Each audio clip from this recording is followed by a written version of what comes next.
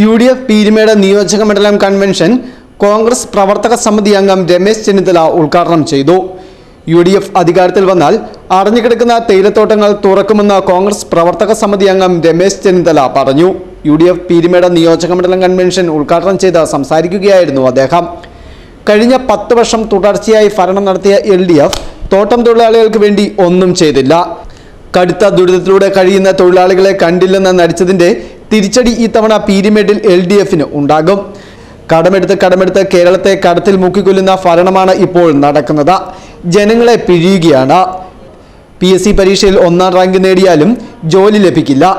എന്നാൽ 2 ലക്ഷത്തോളം CPMകാർക്കാണ് താൽക്കാലിക ജോലി നൽകിയിരിക്കുന്നത്.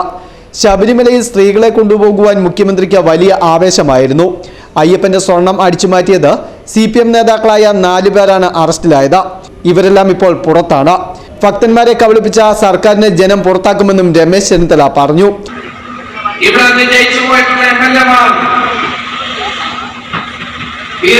വികസനത്തിനോ പുരോഗതിക്കോ വേണ്ടി ഒന്നും ചെയ്തിട്ടില്ല എന്ന് ഇവിടെ സൂചിപ്പിക്കുകയുണ്ടായി. ഞാൻ ഈ സന്ദർഭത്തിൽ കഴിഞ്ഞ കാല ചരിത്രത്തിലൊന്നും കടക്കാൻ ആഗ്രഹിക്കുന്നില്ല. കേരളം ഭരിക്കുന്ന ഇടതുപക്ഷ ജനാധിപത്യ മുന്നണി ഗവൺമെന്റ് കഴിഞ്ഞ 10 വർഷമായി ജനങ്ങളുടെ ജീവിത പ്രശ്നങ്ങൾ വിസ്മരിച്ചു കൊണ്ടുപോകും. ഇതൊരു തോട്ടം തൊഴിലാളി മേഖലയാണ്. ഈ തോട്ടം തൊഴിലാളി മേഖലയിലെ പ്രശ്നങ്ങൾക്ക് എന്തെങ്കിലും